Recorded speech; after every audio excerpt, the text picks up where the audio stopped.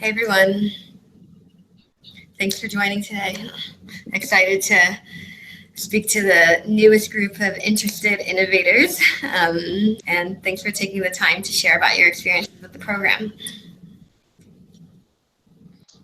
Awesome. Thanks for coming in, Becky, and thanks to all of our panelists. We're going to get started, everybody. The back channel is popping right now on YouTube, so please join us there and say a nice hello. But you are here today for the Google for Education Certified Innovator application panel, and we're so stoked to be joined by a ton of great innovators from all over, from different cohorts, to share a little bit about their experiences, help you with your questions that you submitted when you signed up. So thanks for all the great questions. We tried to get to most of them. We'll see how we do.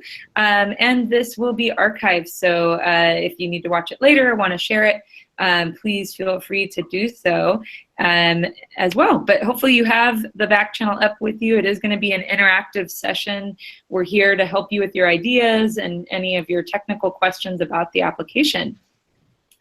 So welcome, awesome. So in the back channel right now, if you wouldn't mind introducing yourself, everyone. So go ahead and throw down your name, location, job role. I saw a lot of you sharing your Twitter handles.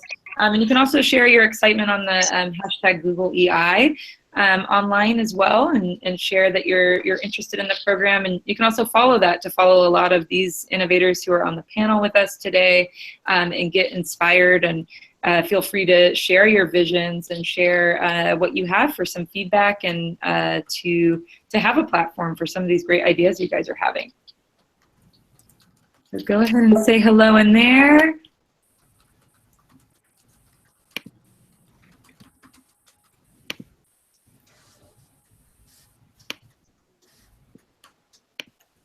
Cool. And thanks, coaches and innovators, for popping in the back channel as well. Add each other to your networks. It looks like we have folks from all over today: Florida, San Diego, South Carolina, New York. Fantastic. Great. And just to review what we're going to go over today, we just announced the 2017 Innovator Program dates and locations. So the tour will be heading to Washington, D.C., Sydney, Stockholm, and Sao Paulo. So no matter where you're at, hopefully there's one in your neck of the woods or nearby. But today we are going to be focusing on the Washington, D.C. applications, which are now currently open. And we'll be looking at this one in particular, but there'll be more panels and more opportunities to learn about those specific locations in the future. And I wanted to introduce Becky Evans, who's on the call with us today, the Google for Education Program Manager of the Certified Innovator Program, to tell us a little bit about the history of the program and why these great folks joining us on the back channel today should apply. Becky. Hi everyone. Sorry, I think I kind of jumped in early there on the live hangout, but I just wanted to say welcome to everyone on the panel and everyone who's listening in on the back channel as well, and just talk a little bit about the program. So the Google for Education Certified Innovator Program has been in existence for over 10 years now. So in November, we celebrated our 10th anniversary, which is really exciting. It's Google's longest standing professional development program. So even before G Suite for Education existed, we had Google Certified Teachers, which was the first iteration of the Certified Innovator Program. And since that time, we've managed to have over 40 different cohorts with innovators in over 50 countries. And we're super excited about bringing the program even more global this year. And so our next one is taking place in our nation's capital in Washington, D.C. It's the first time it's the second time we've had it in D.C., the first time in many years. And so we're excited to have it be in a part of the country where we really are. Um, but in general, this program is super important for Google for Education because innovators are really the heart and soul of what we do at Google, and they provide feedback for our products. They spread the word about Google for Education. They create really innovative and interesting projects related to not just Google technologies, but about technology in general, and really help support our mission of getting the web to every child and using the web as a way to really level the playing field in education. So we're really thankful for everyone who's part of the program, and we're excited for you guys to potentially join and be a part of it. Awesome. Thanks, Becky. Awesome. And we want to meet our Innovator panelists today too. So thanks, Becky, for kicking us off and sharing just how global and far-reaching the program has been in the last 10 years.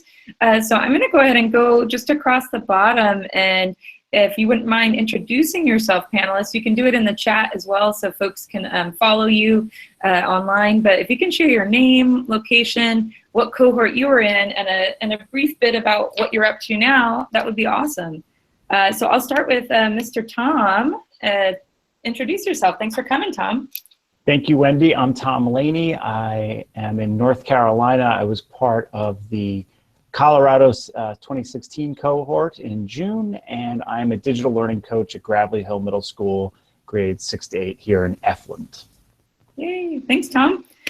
Shalana joining us from South Africa today. How's it going, Shalana? Hey, Wendy. Yeah, it's really exciting to join you from South Africa today. And yeah, I'm part of Colorado 16, which was amazing. And yeah, really just loved my time with the Innovator program, meeting amazing people. It was such a cool experience. Awesome. Thanks, Shalana. Awesome. Cool. And then we have Sarah Thomas. Hey, Sarah, how's it going? One of our coaches this year. Yeah, hey, how's it going? Good. Good. All right, so a little bit about me. My name is Sarah Thomas. I am based in the DC area, so I live in Virginia. I work in Maryland, so I just split the difference and call it the DC area. My cohort was Atlanta 2014, and currently I am a regional technology coordinator in my district. I'm on a fantastic team of a little bit over 20, and I'm also the founder of the EduMatch movement, so very excited to be here. Thanks, Sarah. And Sarah featured the Innovator program on a recent EduMatch, and it was really exciting to be a part of that for sure. Thanks, Sarah. Thank you, Wendy. All right, Sandra, how's it going? Another coach. Where are you calling us from today, Sandra? Hi, I'm in Toronto, Canada, and I'm an instructional liaison at TVO, which is a broadcasting company organization in Ontario, Canada. And I have been part of MTV 14 and also MTV 16 and 16 as coach. So it's really great to see actually some of the innovators here in this panel as well. Awesome. Thanks, Sandra. Great, and more great comments coming in the back channel, connecting to some of these superstars that we have on the panel today. So thanks everyone for continuing the back channel. Patrick, how's it going? Good. I'm Patrick Donovan. I'm a tech coach in Ames, Iowa, at Ames High School. I was part of the Colorado 16 cohort last year, which was just an awesome experience overall. Awesome, Patrick. And Patrick and the other Colorado cohort folks are a part of the new format that took place last year. And I know a couple folks had questions about that and the differences between the program over the last 10 years. So it's been really fun to see Patrick and other folks from the new cohorts come and share a little bit about the new program with aspiring applicants. Thanks, Patrick. All right, Nick. And Nick, we have a little bit old school before the new program. Nick, your cohort, and where are you calling from today? Hi, my name is Nick Cusimano. I am from St. Louis, Missouri. My cohort is Sydney 13, and now I am Director of Instructional Technology. That's just this year. Prior to that, I was a theater and film teacher for 21 years. Awesome. Thanks, Nick. All right, we have Nancy. How are you, Nancy? Oh, I think your audio might be off. I think you I think you were wondering if that might be the case. There we go. There it is. Yay. Can you hear me? Yeah. So I'm Nancy Minicozzi. Excuse me, I'm an instructional technology coach in the Las Virgenes School District in Southern California, and I was part of the Toronto 16 cohort where I was very lucky to have Sandra be my coach. So I'm very excited to be here and share today. Awesome. It's great to see it full circle, and there's some mentors here too. So part of the new program is having not only a coach at the Face-to-Face Academy, but having a mentor to help you out throughout the year. Yay! And now we have Les, who's working on our design portion of folks' projects. Hey Les, how's it going? Where are you calling from? Hi everyone. My name is Leslie McBeth, and I'm calling in from Toronto, Ontario. I was in a classroom, a high school teacher, when I did the MTV 16 cohort last year. My project actually led me to a new job and a new role. I'm now the Director of Professional Development at Design School, where I spend all of my time teaching teachers.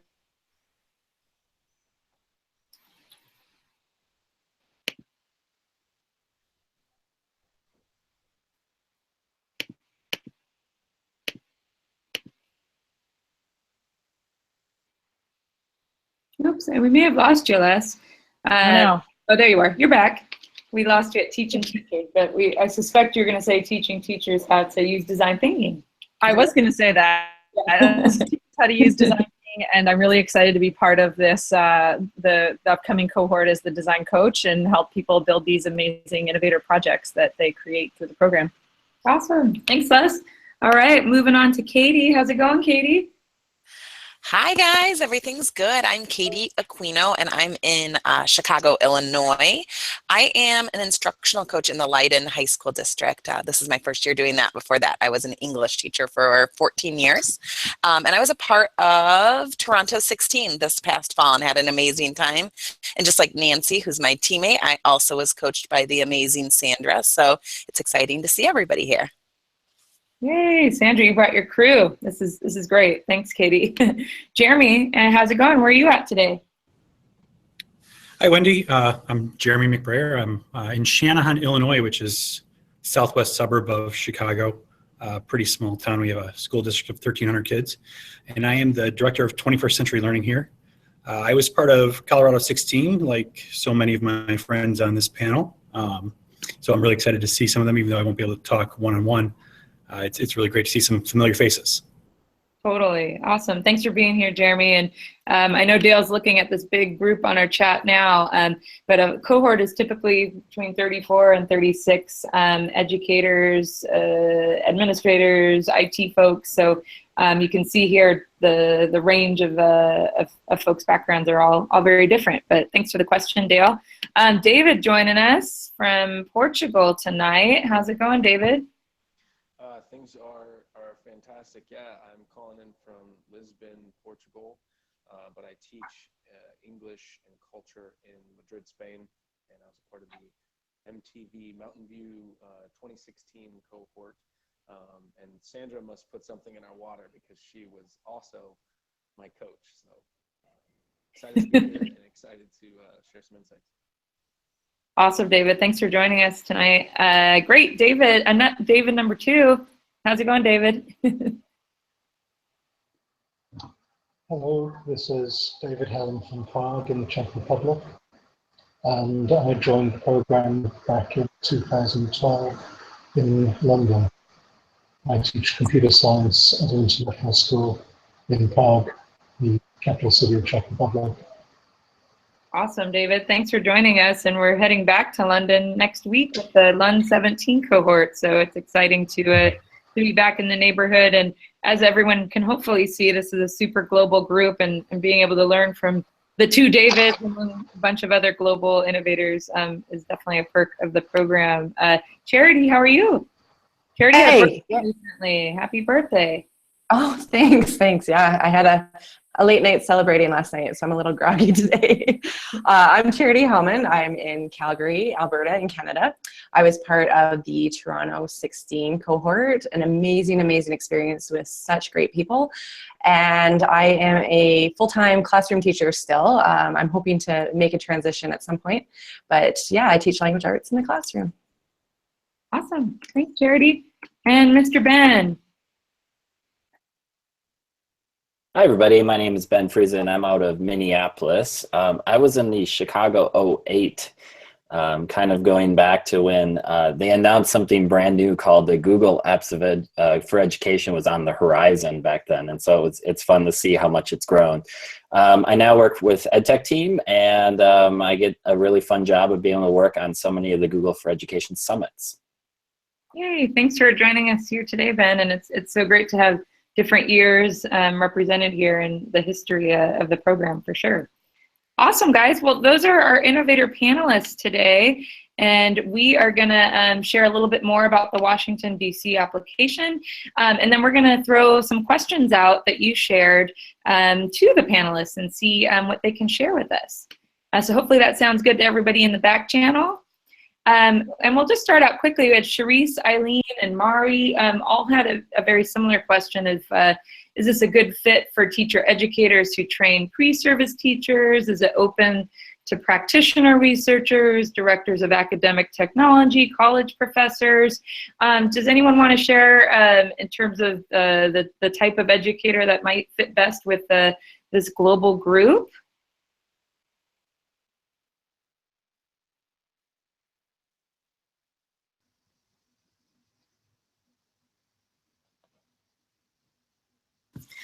Well, coming from the Google side, we're looking for everyone. So, one of the reasons why we rebranded the program from Google Certified Teacher to Certified Innovator was the fact that we wanted to be more inclusive in terms of the types of roles that we were hoping to see people be a part of the program with. So, yep, whether you are a teacher educator or a trainer or a college professor or a director of, academic technology, we want you to apply.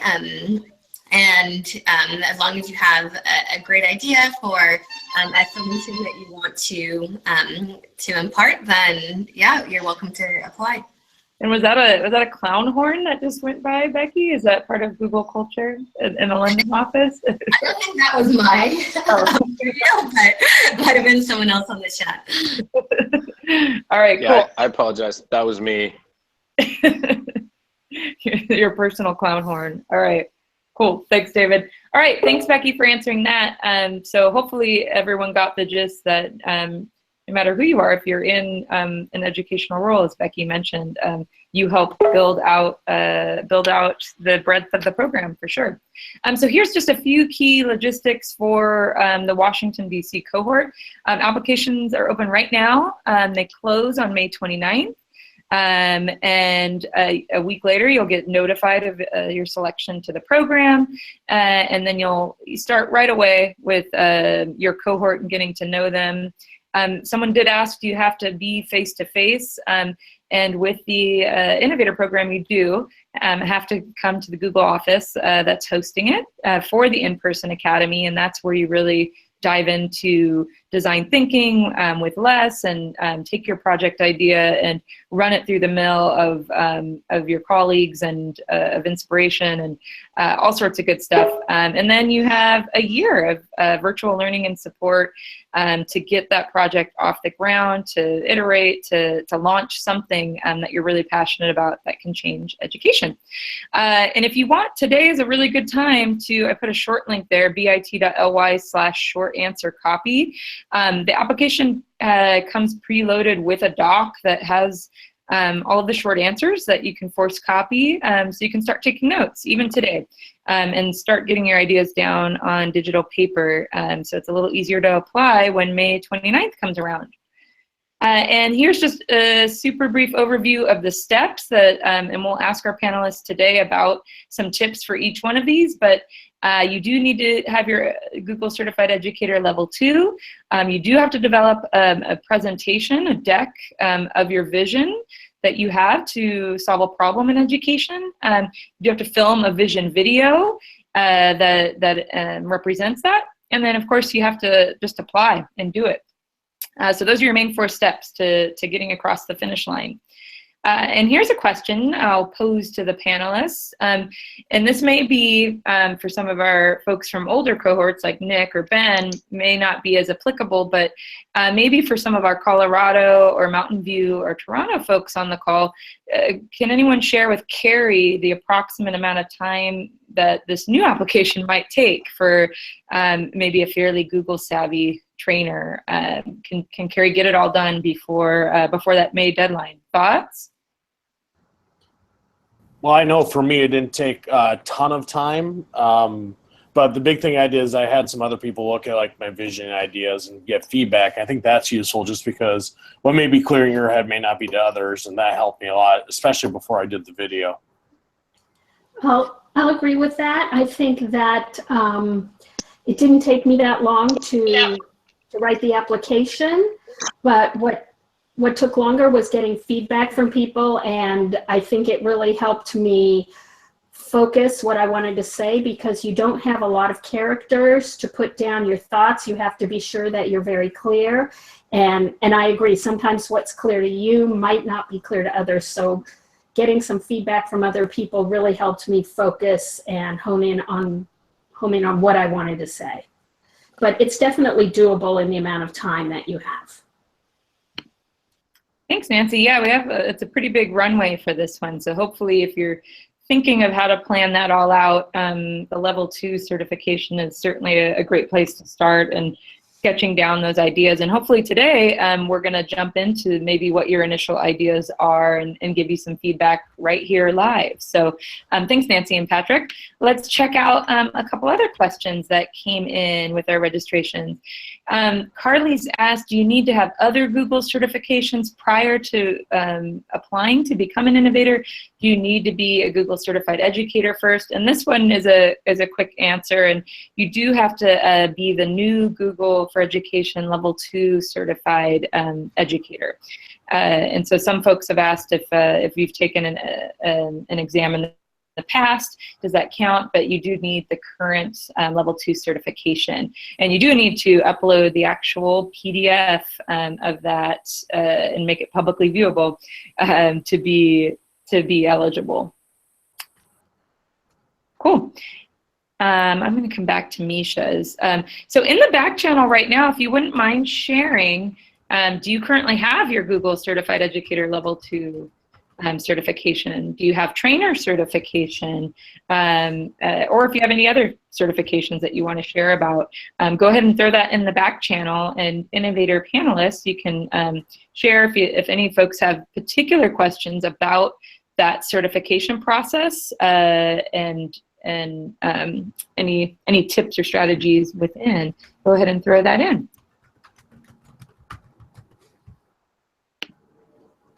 And while we're waiting for some stuff to come up in the back channel, I'll go ahead and pull up Amy and Janice as well. As we see if any folks are trainers, it's been really fun to see how many of you guys on the call are also Google Education trainers. I am a Google trainer.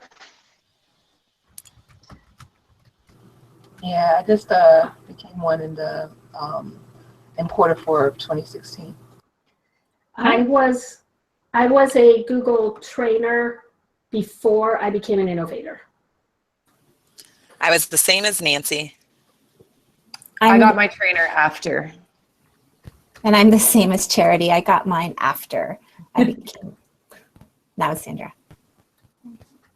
I had my trainer for about 2 years beforehand, so. I got mine 3 days apart. It was crazy, February.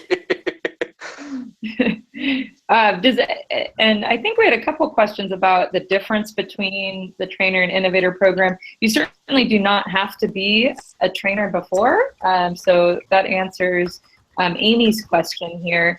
but does anyone want to share maybe a little bit of a difference between the two communities? And if somebody currently is a trainer, might they be a good fit for the Innovator program? Anyone want to try that?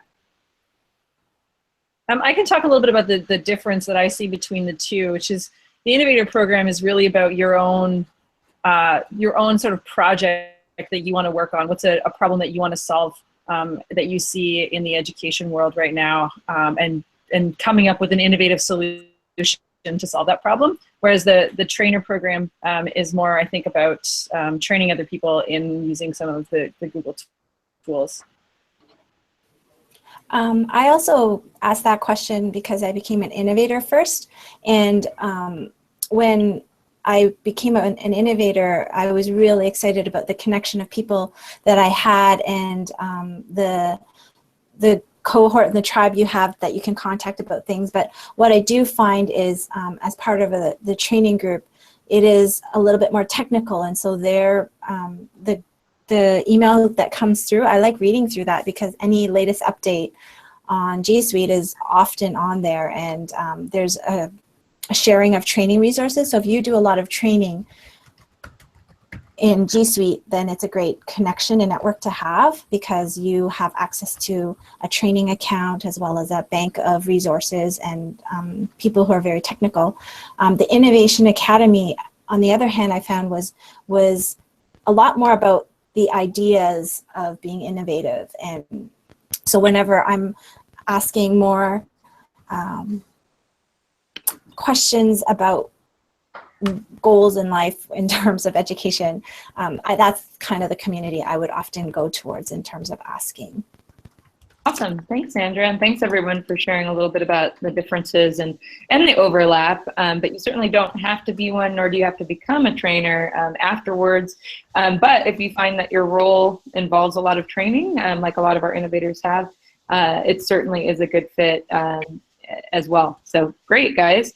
And I'll just jump in quickly and say we recommend that because both the trainer program and the innovator program have different sort of requirements for staying in the program. For the trainer program, you have to do a certain number of training sessions every year, and for the innovator program, you have to work on and launch your project. And so thinking realistically about you guys are all really busy and have full-time jobs, and thinking about the time that you can devote to each program and making sure that you actually are able to participate in both will be one thing to keep in mind. The other thing to keep in mind, I think, for trainers or people from a training background that are interested in applying is, while yes, your main role might be on professional development, I would encourage you to really think beyond PD in terms of the project that you're trying to submit. We've had some really great ideas come in surrounding PD, but we're also looking for a diversity of projects, from thinking about school culture to thinking about just teaching, learning, and assessment, and best classroom practices. And so if you are in a training role, I'd really encourage you to think beyond just teacher PD in terms of a project you might want to work on. Awesome. Great points, Becky. Cool. If you have any other questions around the training program and whether or not your time or anything like that, throw that into the back channel. But let's visit a few other questions that we have around eligibility, and then we'll get to projects. I'm seeing some questions come in about projects already. And so Becky mentioned a few of the types of projects, and what's really great is the fact that there are a diverse set of projects, so that they're not all in one bucket of innovation, and that they're spread out amongst different sorts of projects that can be there. And so as we go into our exercise today to learn a little bit more about your initial project ideas, this is a great sketch note from one of our innovators, Sylvia Duckworth, from the 8 pillars of Google innovation. And so we're going to look at a couple of those in particular as it relates to your project. In particular today, we're going to look at looking for ideas everywhere, because a lot of you asked, where do I start? How do I choose? And we'll also look at having a mission that matters and thinking big but starting small. So with that in mind, and to help answer Andrea, how do I arrive on an innovation project idea? Jackie's asked ideas for projects, examples of projects. In the back channel, we invite you right now to think big but start small. What are possible challenges? Oops, I think we have, I wanted to, our challenge one, there we go. Look for ideas everywhere. What is a current challenge that you face? So before you jump to a cool solution, now is a really good time with these great innovators on the call with us to just share about the ideas that are floating all around you. In particular, you know, we are looking for unique problems, right? Not just a bunch of you know, PD problems, even though that could be what you're facing. So go ahead and share what is a current challenge you face. And innovators, if you can look on the back channel as well, and maybe we can make some connections or comments on the types of challenges that you might face. And Les, if you have anything to share about this stage of folks thinking about ideas and thinking about what sparks them, you know, to find these project ideas, that would be great to share too. Yeah, one thing I would like to do is, go ahead, Shalina. Oh, I was just thinking the first time I applied, my idea was really big. It was like trying to solve the whole world's problems in one go, and really refining it down into something smaller that I handled every day, made doing the innovator projects and a whole lot of other cool projects much easier. So try and find something that you tackle daily, because it means you'll have the time and energy and something you're passionate about. Yeah, I would also. I would also touch in on that passion part, because it's really what your passions are, and what's unique about you, and tapping into that problem you want to solve, because who can address that better than you, because you're so familiar with that problem. So get in there and tackle it and share your vision, and don't be afraid and keep trying. It took me 3 tries to get in, so don't let it discourage you if you don't get in the first time.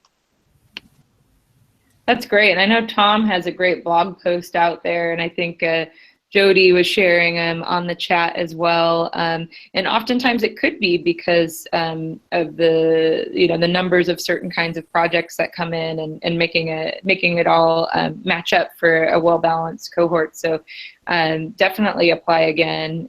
Tom, did you have any other encouraging words for somebody who might want to apply again? Well, thank you, Wendy. And yes, you can just blog that about getting rejected for Google Certified Innovator in my name, Tom Mulaney. I was rejected twice. The second time was particularly embarrassing. I put it in the chat, but I had put the wrong sharing URL, or hadn't shared my level 2. I'm still to this day, but if I can overcome that debacle, then you can overcome a rejection or 2. The one thing I would say about the problems is I would definitely look through the old cohorts and see the problems they're addressing, and then maybe see if you could get it something a little bit more unique. It seems to me that at this point, if something's a problem in instruction or some sort of situation where students are really struggling with this or that in your school, I feel like that could probably make a great project, because we have, as you were saying, Shalana, a lot of these big topics have been tackled by now. So. Yeah, I would add to that and say that I think that what you're saying is like about the student piece is thinking about who is the user, who's the person that's affected by your problem, and go out and talk to people. One thing that I tell people to do is to be problem finders instead of problem solvers. So how do you go out in the world and uncover those problems? And a great way to do that is to talk to other people in your school too. And I created something that I call a bug list, which is just in my Google Keep, and it's just things that bug me, and start to list them, because after a while you'll start to figure out solutions for them. And so start a bug list, or start going around and asking other people in your school or district or organization, wherever you're working, what are some problems that they're encountering. And going back to the student piece, I think that's really important, because that's our end user for most of what we're doing in education is the students. So talking to the students and finding out what they think they need, I think could be a great place to find problems as well. I just want to say too that like I stressed huge over what project am I going to do. Like I just really couldn't wrap my mind around anything. I had a few ideas, but I was really afraid to voice them and share them with people. So I would say bounce ideas off of people. Don't be afraid that your project idea might not be good enough, because honestly, it is. You just had to give it a chance, bounce it off people, and trust in yourself. And I think along those same lines, as Charity said, like, put it out there. And I'm somebody who came to the Innovator Academy with one idea, and my project totally transformed and took on a new life at the Innovator Academy. So I think that idea too of not having it like necessarily thought out all the way or nailed down to perfection, because I think you'll all be so amazed and surprised at the different ways it will change and grow and the different turns it'll take at the actual academy. Yeah, for sure. The design thinking process that Les takes you through at the academy is amazing, and you can totally pivot. Like, you can totally change your mind, and it's okay. But I will say that I think that one thing that helped me is I applied 4 times, once under the old rule where you didn't have to have a project, and then 3 times under the new style, I guess. And I applied with a vision the first time, did not get in. I changed my vision the second time, did not get in. And then I went back to my original vision, because that was really what I was passionate about and what I wanted to do. And I just refined it more. And that's when I got in. So yes, you do have to be open to changing your vision, but you know, I thought my original vision, which was a podcast, and that's what I'm currently working on. When I applied to Colorado, I thought, oh, well, maybe a podcast isn't innovative enough, so I'll change it to something else. And I changed it, but it just wasn't something that I was super passionate about. And I think that probably came through in my application, which is why I wasn't accepted. And I also did write a blog post about the whole process.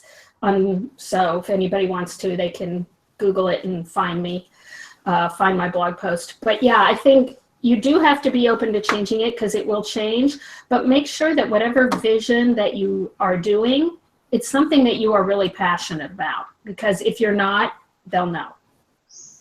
And the other thing is, if you apply and you don't get in, it doesn't stop you from being still passionate about the project and going through with it, because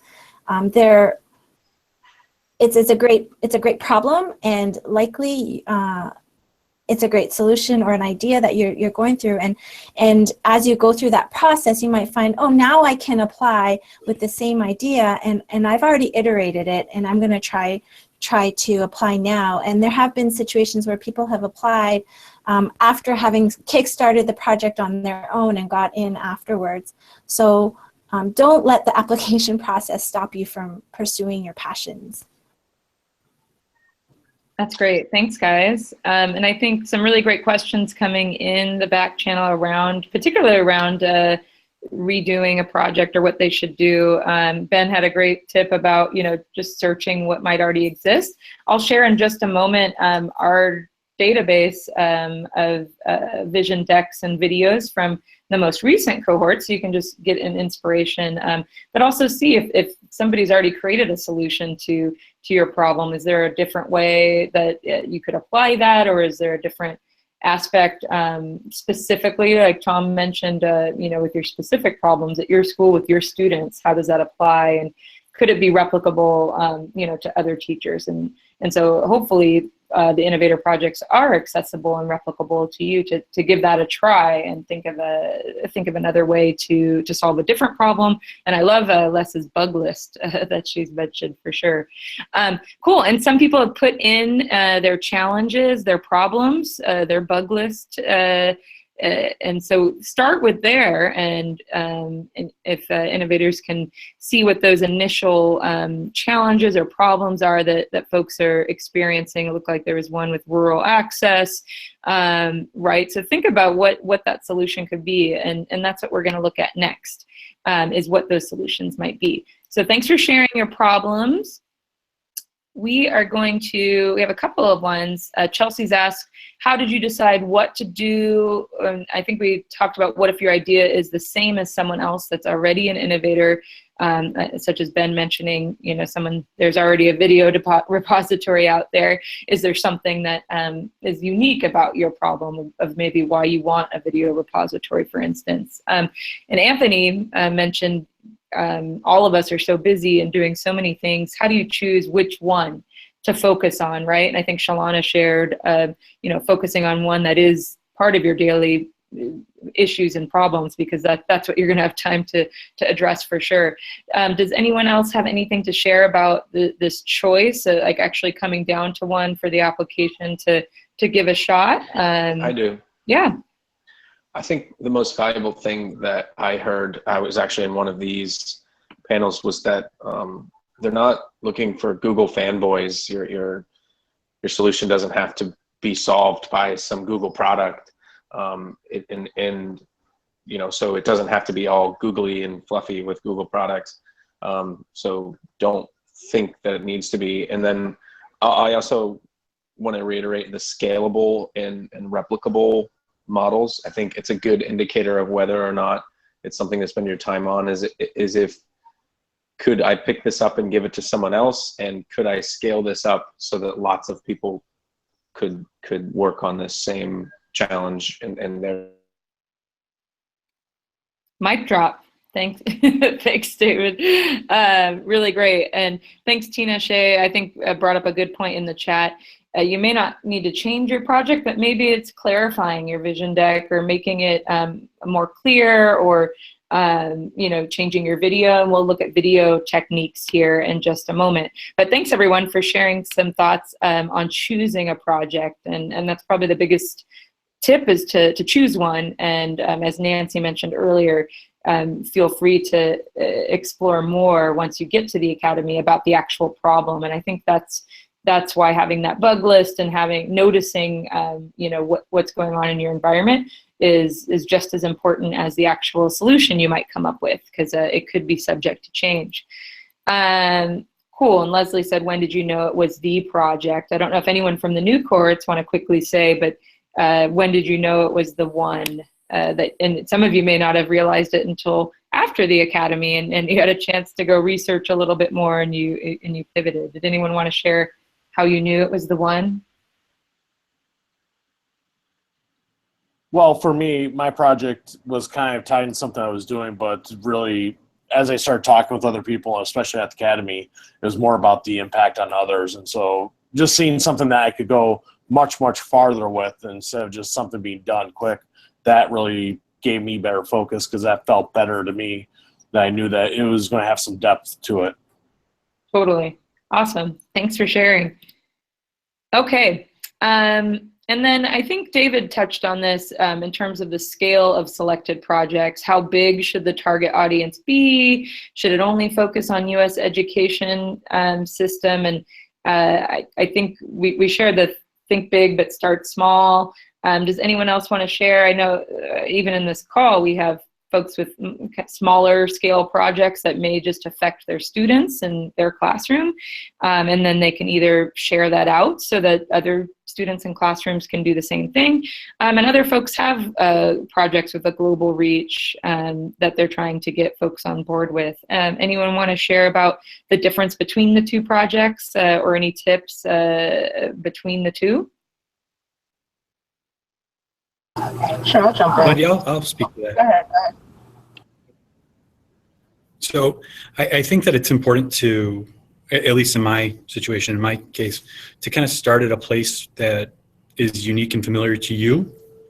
So if you're working in the confines of your classroom or your school district or your school, it's a lot easier to kind of affect change in that way. And then once you do that, then you can start to scale up bigger and hit surrounding districts or your PLN to really build upon your idea. That's great, Jeremy. That's a really good fact that you can experience success a little bit quicker and see if you need to make changes, right? It's a lot harder to make changes when you have a lot of users, for sure. Sarah, you were going to say? Yeah, I was just going to jump in and say that my initial project was a Google Educator group for the DC metro area, but being that it was online, then we had an international presence before we knew it. So, so definitely, even if you start off with one geographical location in mind, then it can always expand, it can always scale. So that's all I wanted to say. Oh, that's awesome. But now you have something like EduMatch that can scale out. I know Nancy does coffee as well. So there's all sorts of fun ways that you can start with small collaborations and watch it grow for sure. Thanks, guys. Great examples. Thanks for answering Mariam's question. Chris has asked a biggie. What is the most important thing to convey in a successful application? Anyone want to give that a shot? Well, I said it before, but I'll say it again. You have to show your passion and show how much you believe in it, why it's a problem, and how you think you might solve it. But really, your passion is the most important thing. Because if I would agree. Yeah, go ahead. I've already said it. So go Charity. I totally agree with Nancy, and I think you have to show personality. Like you talk about this googliness, like you have to show your personality and let it come through. Like I recently was fortunate enough to mark some applications, and it really comes through in the way you write, if you give your writing a voice. And I really enjoyed reading those applications that had that. Basic applications that were really bland just really lacked some flair in their writing. And when you're reading those applications back to back to back, you really enjoy reading the ones that they do put a little bit of personality into. Awesome. Thanks. I'll add, I think beyond energy and personality is just the willingness to share too. So like seeing an application and then going and checking out online presence and like what are they sharing on Twitter or Google Plus. And if there's nothing there, that's just sort of it doesn't quite match up. So I always look for like looking back in people's Twitter and seeing what they're sharing. You get a glimpse of their personality and the types of things that they're doing, and that it's not just about spectating and watching, but it's also sharing out and actively contributing to the community too.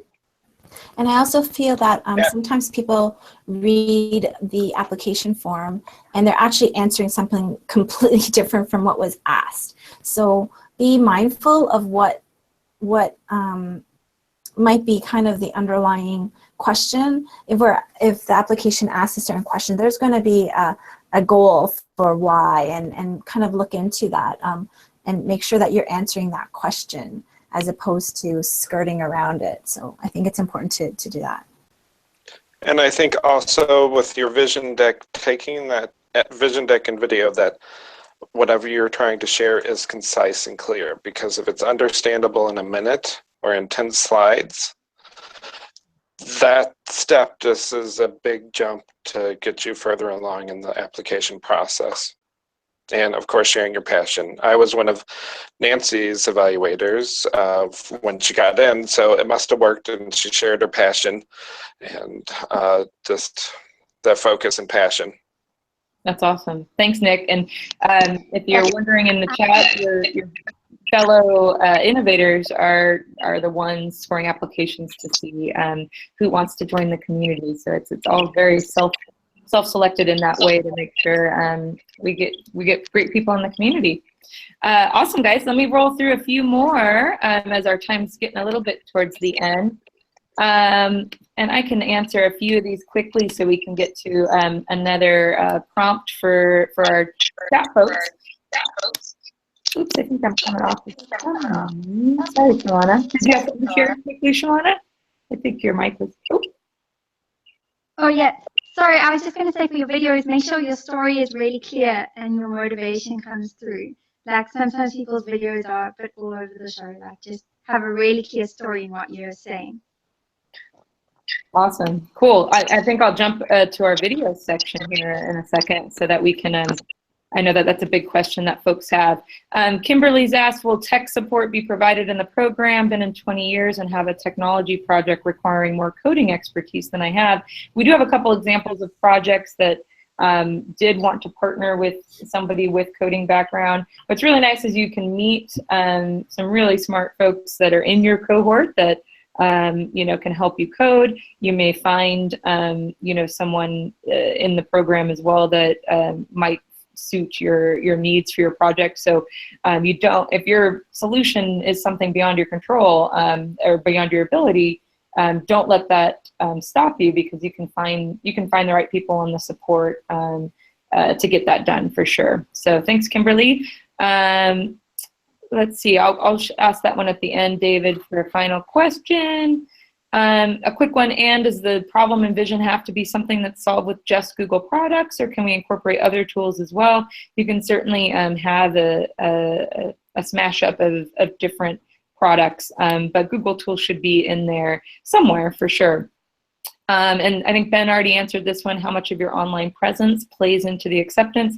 This definitely is a community of sharers. So if you have plenty of time right now to think of, you know, how you could grow your presence or start sharing more, sharing innovative things on different channels. There's not a certain formula by any means, but certainly having that ability to share is one of them. Okay, cool. I did want to share in the back channel now. One of the other pillars of innovation that we were looking at was being a platform for yourself. That's really what the deck and the video help you do, is being a platform for your idea. And you'll need to do that in your year-long tenure in the program, is once you get your actual product or your actual service or whatever it might be made, how are you going to get folks to use it? How are you going to create change in your communities? So this is your very first step, is creating a video. So go ahead and share in the back channel maybe some aspects of good videos. You know, what makes you want to watch a video? These, of course, are short, but as the scorers have mentioned, they might be watching a lot of them and seeing you know, a lot of the same techniques, or maybe lack of passion or something in between. So go ahead and share just what you think makes a good video or a good campaign online. And then would anyone like to share the best ways to share in a video format? Eden has asked. So does anyone want to share a best practice for creating a strong video? I loved Nick's actually recommendation. He was somebody who I kind of bounced some feedback off of when I was in my process, but I had done one that was just kind of a totally animated video, and he said, put yourself in it, let that personality come through. So I kind of went back and revamped and figured a way to merge those two ideas. But I think that putting your face on the screen can be really, really powerful. And I think that that just kind of reveals a lot about your personality. And it's not something that I necessarily had thought of, or maybe was the most comfortable with, maybe was shying away from just a little bit when I first did the video, but I really liked the way it turned out. And I think that's a key piece of advice. So when I did my video that got rejected on time 2, I had myself and my notes, like, and my slide deck, like, you know, like I was doing a blended learning lesson, and I thought, oh, that's appropriate, that's great. And then I was in a hangout like this, and somebody said, yeah, don't just put up your slide deck. So don't do that. Yeah, I think Ben mentioned that too. You know, your slide deck is there to for folks to go in more depth with, but let your video tell a story, as Jody mentions in the chat as well. So definitely take some time to storyboard it out, or think about, you know, be creative and think about how you could best tell that. Cool. And some other great tips in the back channel. Don't take yourself too seriously, says Jeremy. So, and I love that there's some innovators like Annette from Toronto offering up if you need someone to take a peek or give you some feedback. So that's really wonderful that folks are opening up to be that feedback for video. And have fun with it, says Nick. Absolutely. Cool. Let me see any other questions regarding video. Leslie's mentioned, if 2 of us are working on a project together and we're both applying, do we submit the same video, or do we need to make 2 different videos? Becky, did you want to tackle the best way? This is a question we get often about group projects, and we've had several really good group projects come out of it. What are your thoughts for somebody coming out the gate with a project together? Yeah, well, we do encourage people to group together and definitely work on projects as a group.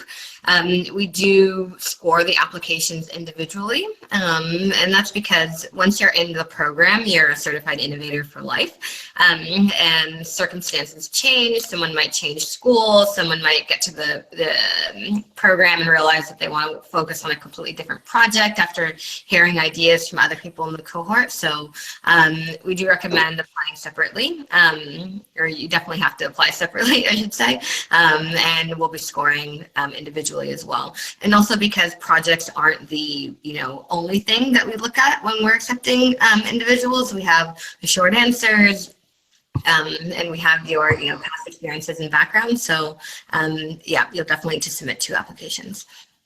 Thanks, Becky. And I'm going to go ahead and put this slide up again to go ahead and throw out, while we have all these great innovators on the line and on the back channel, some of you shared your problems that you've noticed. Go ahead and throw out just the inkling of a solution that you think might be your vision, and perhaps our innovators can help ask questions about it and dig a little bit deeper. I suspect the biggest feedback would be specifying it even further, or taking a chance to see what else exists for that solution. But go ahead and throw out right now what you think your vision actually is to that problem, and make sure it's tied to some sort of problem that you're experiencing. So take a moment and throw that down. Be brave, and you've got some really talented folks to be your sounding board here. Bring it on, says Jennifer from Mexico. Thanks for coming, Jennifer. Great ideas in the chat. So throw those in, and I'm going to address while those challenges are coming, while those solutions are coming in. We'll just address a few more questions before we wrap up. Great, and then we have Eddie here asking, I think we've shared a little bit about tools used to make you stand out, and I think we've talked about passion and techniques with the video to really, like telling a story, to make you stand out. So in the chat, if anyone else wants to share with Eddie more ways to stand out and have your video stand out, please do so. Eduardo's asked, what has changed for you since becoming an innovator? If anyone wants to quickly share that one. I know we've had babies and jobs and other things that happen from the Innovator program. Anyone want to share with Eduardo?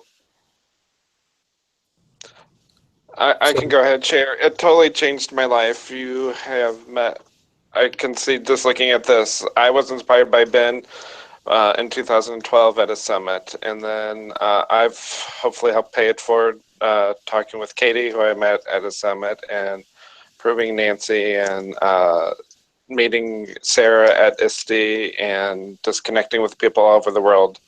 And now I'm at a different job and having a much larger reach, sharing about Google and just good teaching practices. Awesome. Thanks, Nick. Anyone else want to share? I could jump in. Yeah. Just wanted to say that it was the right message at the right time that I needed to hear. The fact that, that I had the power, along with other people, to come together and to just kind of go for it, like identify a need and work together to solve it. So it was the message I needed to hear at that time. So great, Sarah. Awesome. All right, cool. Let's look at a couple more. Thanks, guys, for sharing your challenges in there and your solutions. Keep thinking about, when you think of those solutions, keep digging even deeper into specifically how you could solve digital citizenship or communication, or creating relevant content for VR. So think of those specifics when you're designing those, for sure. All right, guys, let me see if I can squeeze any more in before we wrap up and let all these great innovators go back to doing great work. Different programs or combinations of apps to get your idea out there. I think, Robert, if anyone wants to share in the chat what happens after you get your project out there. It's been really great to see One, using the Google Education Transformation Center has been a really great platform. Once you submit your final project, it can be shared, and there's been all sorts of innovators when they're finished with their project, getting support to get the word out and to share and to get other teachers using it. Has being paired up with mentors helped out with your project? Eric wants to know. That is one piece of the new program, that you do get paired up. And I did see some questions coming in. The question about who you would have coffee with or tea with, it does not have to be someone that that necessarily would actually be paired up, or you don't have to get permission from them. That's simply a chance to dream out loud. But you would get paired up with an existing innovator who can help you out with your project. Anyone want to quickly share with Eric the power of the mentor relationship? I can say that being paired up with my mentor, while it's been a little challenging because my mentor is in Sydney, Australia, and I'm in Southern California, so there's a little bit of a time differential there. It's been great. It's given me a chance to meet and interact with someone who's given me an insight on how I could improve my project, and connections for when I go back to Sydney. It'll be great. But it definitely helped out with my project, and it was somebody I didn't know beforehand. Sandra actually suggested him, and it's been wonderful. Yay, that's so great. I've had a little bit of an opposite experience. My mentor actually conveniently lives only about 20 minutes away. He's in suburban Chicago as well. So we've been able to get some face-to-face meetings in, but it's been such a nice, crucial relationship because there is so much feedback that I'm getting and so much experience he has doing some online teaching, which is a path that my project has started to take a little bit, that he's just been able to, even if we can't coordinate times, just to have that person who's in the document, who's getting the notification as we're kind of brainstorming ideas and bouncing them off of each other. He can drop a comment in, and a lot of his comments have really pushed my project to grow beyond what I had originally conceived, which has been a really great experience. Oh, that's so fun. And you do get to look through a mentor lookbook and see what innovators are working on, things that might be close to your project or maybe are down the street. So that's really awesome to hear. All right, guys, we're up on our hour. I'll ask Lee's question, and anyone who wants to throw it in the chat as their final challenge of what's been the most challenging aspect of earning innovator status. So anyone's welcome to share that with Lee in the chat. And then as in the chat, if you're watching as you go, as a final takeaway from the 8 pillars of innovation, believing the impossible, share any last questions for our panelists, and we can stick around in the chat. We'll go ahead and archive the chat as well and send it out as well as this link to this YouTube, so you can watch it later or send to anyone else who might be interested in the Innovator program. And you'll see in the archive there's a lot of people's contact information to hopefully share and get feedback about your visions and your videos, and maybe just starting out with your problem and which one of the things that bug you the most do you want to work on. So go ahead and share those final questions. Innovators, you're welcome to stick around in the chat for a few with me, but we want to wish everyone good luck, and especially if it's their 3rd or 4th time, and good luck on implementing your projects regardless. And of course, there's 4 academies this year, so you can certainly try again. CertifiedInnovators.com. Go ahead and get those Washington, D.C. applications in and give it a try and see what happens. But huge thank you to Becky and to all of our innovators who took some time today to inspire the next cohort. We can't wait to invite you into the community. Thanks, everyone. Bye.